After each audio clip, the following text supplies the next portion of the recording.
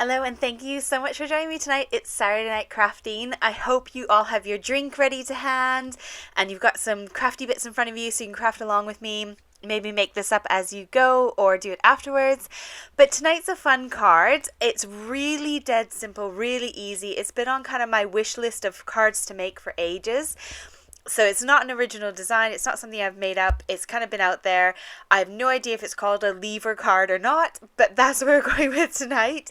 I've got some designer paper and some cardstock. So basically you need sort of 2 sheets of designer paper that somewhat match. These 2 that I've got here are not even from the same collection. I've got some colored cardstock that goes with the paper and some stamps that kind of go with the theme. And then I'm using my Torn Edges Nestables on all my cards tonight because I want to make the most of them and I want to use them and enjoy them, and they're new in my collection.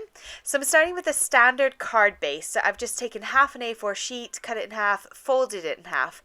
Now I've picked the die that best fits the front of my card front, and I'm going to go ahead and measure that top little part of my octagon so I know how wide to cut my strip. So I'm just using the same width as my card.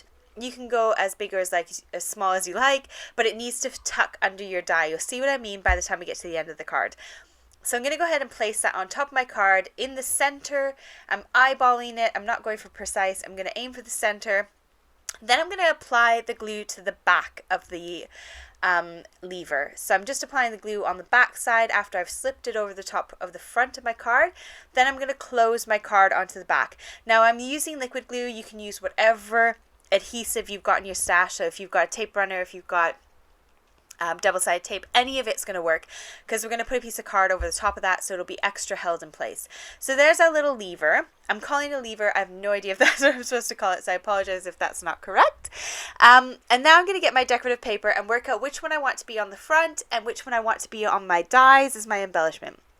So I've cut those so that they are just smaller than my card front. So I've gone for 3 centimeters smaller because I wanted just a little border around the outsides. Then I've cut 2 of the big octagon and 2 of the smaller octagon. And they are nesting dies, so they do fit beautifully inside each other. I went ahead and glued them on off screen so you're not bored to death watching me glue. And now I'm going to go ahead and do my placement.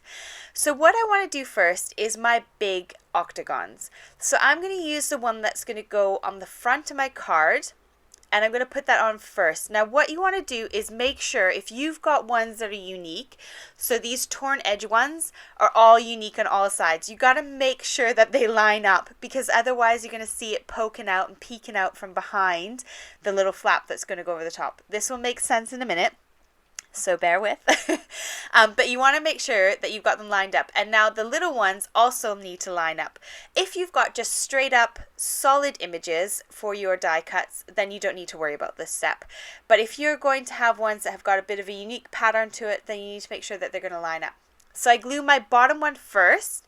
Then I can see exactly where I need to put the glue on the little top flap. So once that first one's down, I know exactly where my glue placement is going to be able to stick the one that's going to be on the flap, if that makes sense. So now I've got them lined up. I know which side is the top of my octagon, so my octagons line up perfectly. And then I just slide it on. I use liquid glue so I can slide that die cut on the top and kind of work its way around to make sure it's nice and lined up. Now with the little ones, I've gone and written a little T at the top, so that I can make sure that they are going to line up and look right and pleasing to the eye, because they do have a right way and a wrong way when they line up with those die cuts. Now I'm going to make sure that I stamp them in the right direction, so I'm trying to keep that T towards the top. And I've gone ahead and picked out 2 stamps from the stamp sets that I shared with you at the very beginning of the video. I've got a happy birthday and I've got a coffee set that my lovely friend Donna sent me ages ago. And I keep using it and using it.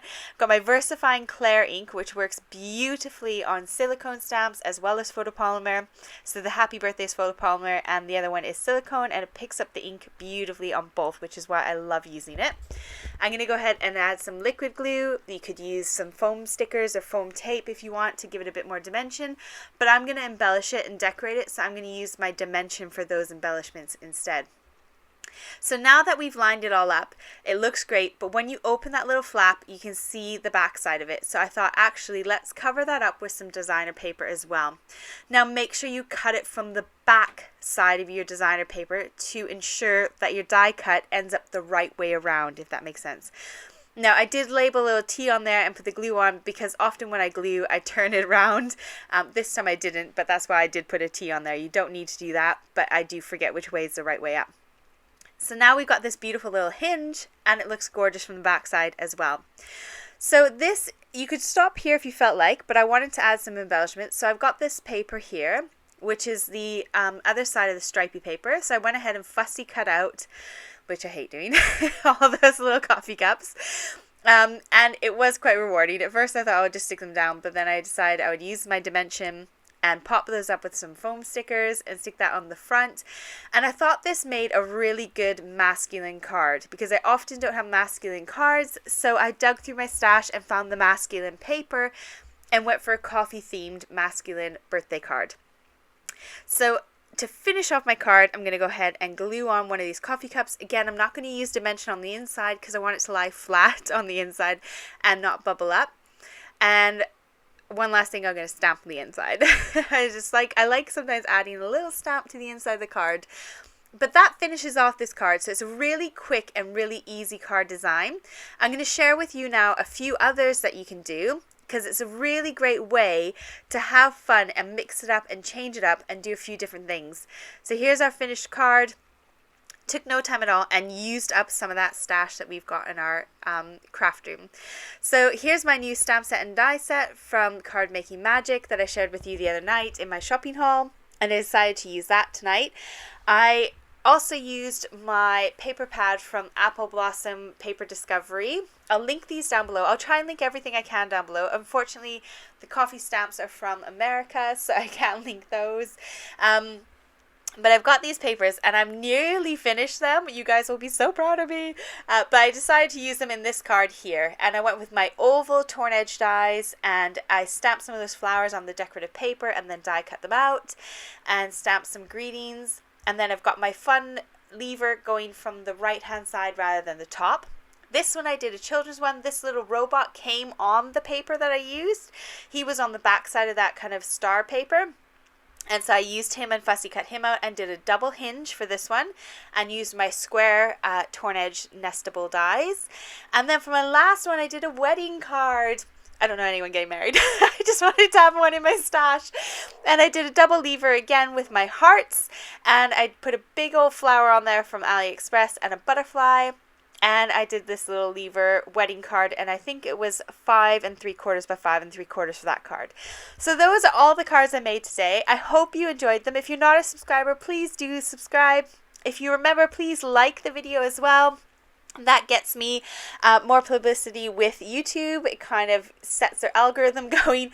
And I look forward to seeing you next week on Wednesday. Take care. Bye.